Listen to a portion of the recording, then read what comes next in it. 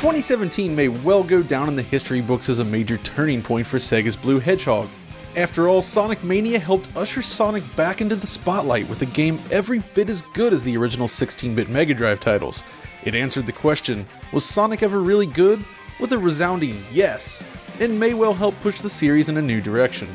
But really, this question was only ever really asked after decades of uneven Sonic releases. Sonic Team has released countless 3D Sonic games over the years, and in my humble opinion, many of them are actually quite good. Sonic Generations remains my single favorite 3D Sonic game to date, with its rich level design, gorgeous visuals, and loads of content.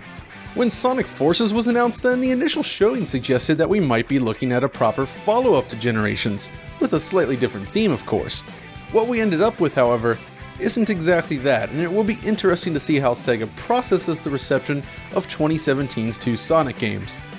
But this is a Digital Foundry video, so we're going to start with its best feature, the presentation. Sonic Forces is a gorgeous game with a great soundtrack. From the very first stage, it's clear that we're looking at the latest evolution of the internal Hedgehog Engine, dubbed Hedgehog Engine 2 in this case. Truth be told, it's not a significant departure from Sonic Generations on the PC, but it does offer some great visuals on current generation consoles.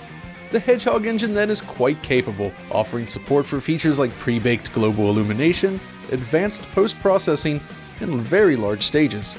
With the speed Sonic moves, the engine's ability to render these huge stages is critical to its design.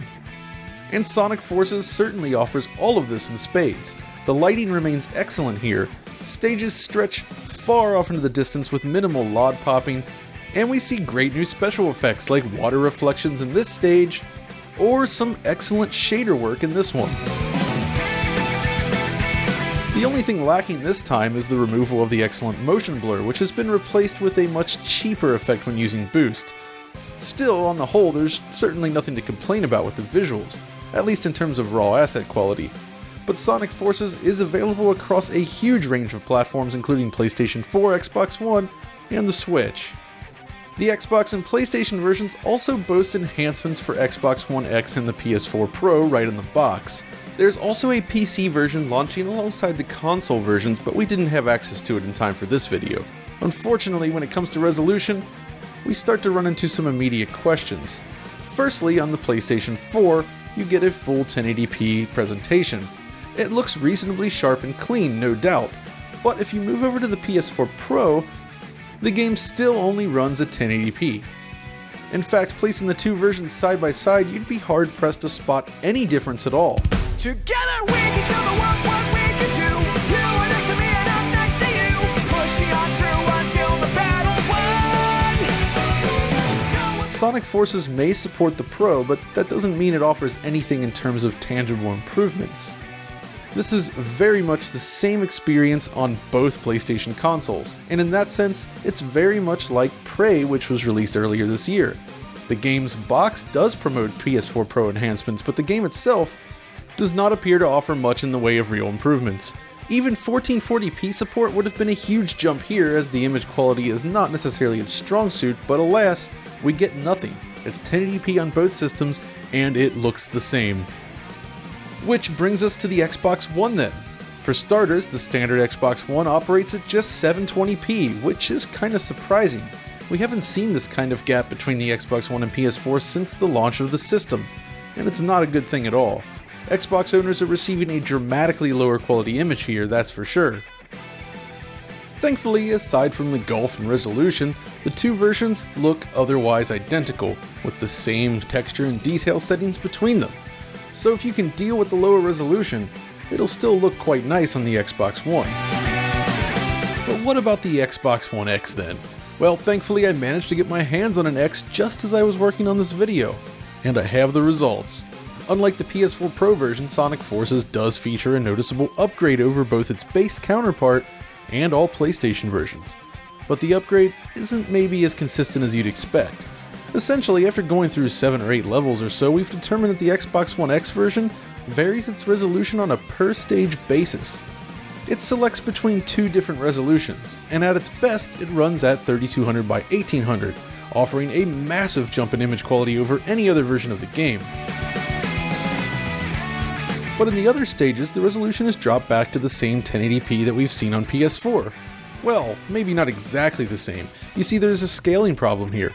Zoom in on any line and you'll notice inconsistent steps along its run.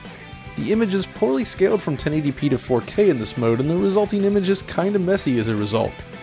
Still, this kinda seems like a bug and one that will hopefully be fixed in the future, and from a normal viewing distance, it's not a huge problem. Just a little distracting when you go from the super sharp 1800p stages back to the improperly scaled 1080p ones.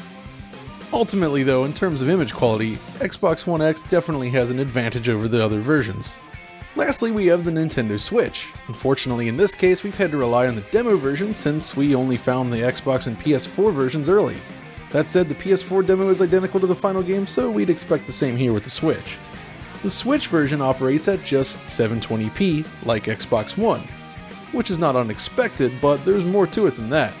The actual detail levels are dramatically reduced in some cases. Looking at this scene, for instance, we see a huge reduction in visual quality and detail levels. Textures are pared back, geometry reduced, and the overall scene just appears much lower quality on the Switch. Green Hill looks closer, but again, lighting appears to be pared back in comparison. But the real difference stems from performance. On Switch, Sonic Forces runs at just 30 frames per second. Now, it's still a very stable 30 FPS at least, but it's ultimately not as smooth as we'd like.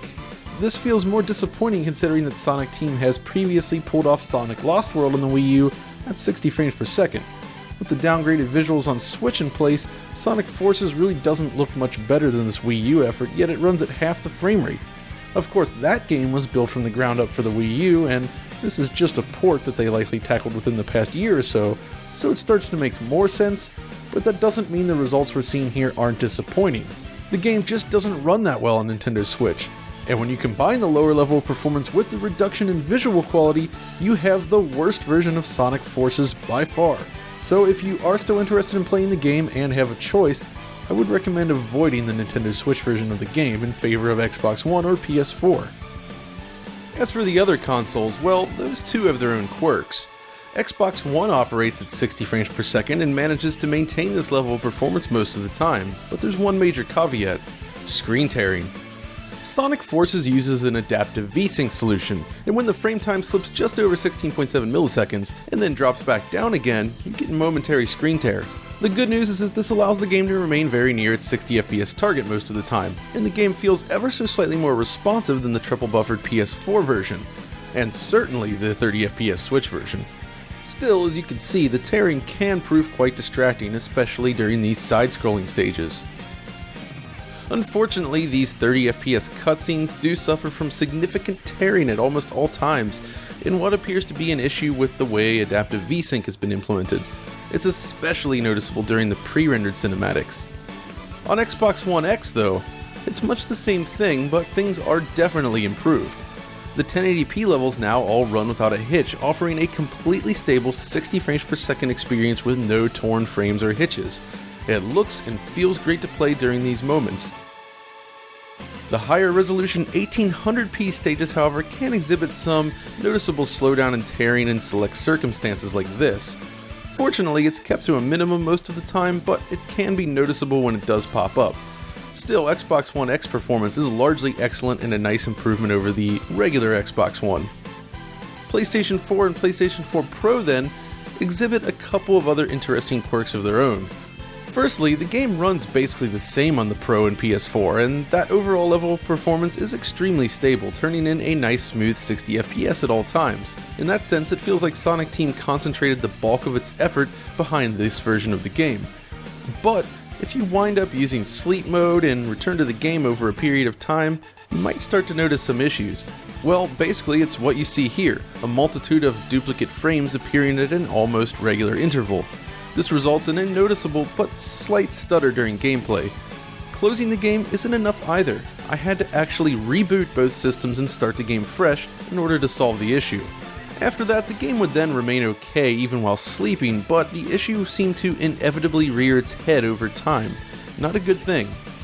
So, when looking at all three versions then, it's safe to say that they each have their own issues, but ultimately, PS4 and Xbox One X offer the best experience here in terms of frame rate. You might run into some hitching issues on the PS4 or slight tearing on the X, but in general they both feel very good. The Switch version is fine for what it is, but honestly it's hard to go back to 30 FPS after experiencing it at 60, and the amount of tearing you get on the standard Xbox One can be a little bit distracting at times as well. Regardless of which version you play though, clearly the presentation is its strongest feature. The game itself is unfortunately somewhat of a letdown for myself. I'm a huge fan of the various post-Sonic 2006 3D games. Now, these games have their critics, mind you, but I greatly enjoyed everything from Unleashed and Generations to Sonic Lost World and Colors. I genuinely had hoped that Forces would deliver a proper follow-up to Generations, or at least something similar. Instead, what we ended up with feels more like a half-baked shell. The core mechanics are there, sure, and at its best it still feels great to play, but the level design and pacing ultimately left me cold. Most stages are very short, weighing in at just 1 to 2 minutes tops, and most of these stages focus on very simple boost to win mechanics. Rarely are you required to deftly navigate challenges, as in previous 3D Sonic games. Forces is simply afraid to challenge the player. Beyond that, large portions of these stages feel as if they were built from very simple building blocks, almost like it's Super Sonic Maker or something rather than a carefully designed platforming game. The elegance seen in Sonic Generations simply is not here. Still, while the game is certainly disappointing overall, I still managed to have a lot of fun with it at certain points. When it works well, but it's just not all it could have been. But ultimately, that's just my opinion on the game, and I'd love to hear what everyone else thinks after playing it. So, when it comes to version recommendations then, I'd have to hand it to the Xbox One X version first and foremost. While it does have a few issues of its own, it's ultimately the best looking version of the game overall and feels the most responsive to play. The PS4 and Pro versions then come in right behind that with great performance, but a maximum resolution of 1080p and that odd frame skipping bug that can pop up from time to time. And that brings us to the end of this video. If you found it interesting or useful in any way, be sure to give us a like, subscribe to us on YouTube, and follow us over on Twitter. And until next time, this is John signing off. Somewhere.